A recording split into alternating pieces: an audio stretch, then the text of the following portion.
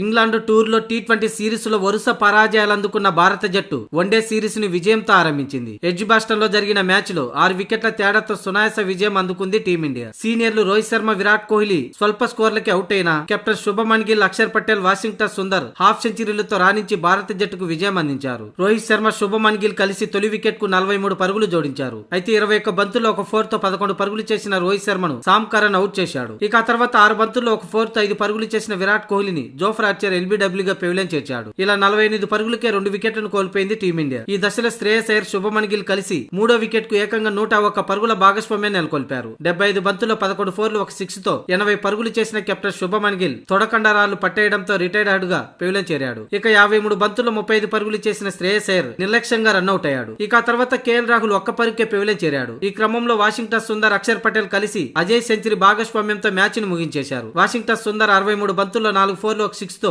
52 పరుగులు చేయగా అక్షర్ పటేల్ 52 బంతుల్లో 5 ఫోర్లు, ఒక 6 తో 57 పరుగులు చేసి అజయంగా నిలిచారు. అంతకుముందు టాస్ గెలిచి తొలుత బ్యాటింగ్ చేసిన ఇంగ్లాండ్ జట్టు 47.5 ఓవర్లలో 258 పరుగులకి ఆలౌట్ అయింది. టీమిండియా బౌలర్లు చాకచక్యంగా బంతులు వేసి ఇంగ్లాండ్ ను భారీ దెబ్బ కొట్టాడు. బెన్ డకెట్, జాకబ్ బెథెల్ కలిసి నెమ్మదిగా ఇన్నింగ్స్ ప్రారంభించారు. ఆరంభంలో జస్ప్రీత్ బుమ్రా కట్టుదిట్టంగా బంతులు వేయడంతో పరుగులు సాధించేందుకు ఇంగ్లాండ్ టాప్ ఆర్డర్ ఇబ్బంది పడింది. 12.1 ఓవర్లలో 61 పరుగుల భాగస్వామ్యం నెలకొల్పారు. అయితే ఆ తర్వాత వెంటనే వికెట్లను కోల్పోయింది ఇంగ్లాండ్. ఓపెనర్లు ఇద్దరు వికెట్లను 43 పరుగులు చేసిన బెన్ డకెట్, అలాగే జాకబ్ బెథెల్ 14 పరుగులతో ఈ ఇద్దరు ఓపెనర్లను గున్నూర్ బార్ ఒకే ఓవర్ లో పెవిలియన్ చేర్చాడు. ఇక ఆ తర్వాత 3 బంతులు ఆడిన Harry Brook Jasprit Bumrah bowling లో రోహిత్ శర్మకు క్యాచ్ ఇచ్చి అవుట్ అయ్యాడు. ఇక జోస్ బట్లర్ సైతం 5 పరుగులే చేసి ప్రసిద్ధి కృష్ణ బౌలింగ్ లో పెవిలియన్ చేరాడు. దీంతో 61 పరుగులకి 0 వికెట్ తో ఉన్న ఇంగ్లాండ్ జట్టు 80 పరుగులకు వచ్చేసరికి 5 వికెట్లను కోల్పోయింది. అయితే జో రూట్, విల్ జాక్స్ మంచి ఇన్నింగ్స్ గా ముందుకు తీసుకెళ్లే క్రమంలో శివన్ దూబే 20 పరుగులు చేసిన జాక్స్ అవుట్ చేశాడు. ఈ దశలో లియామ్ డాసన్, జో రూట్ కలిసి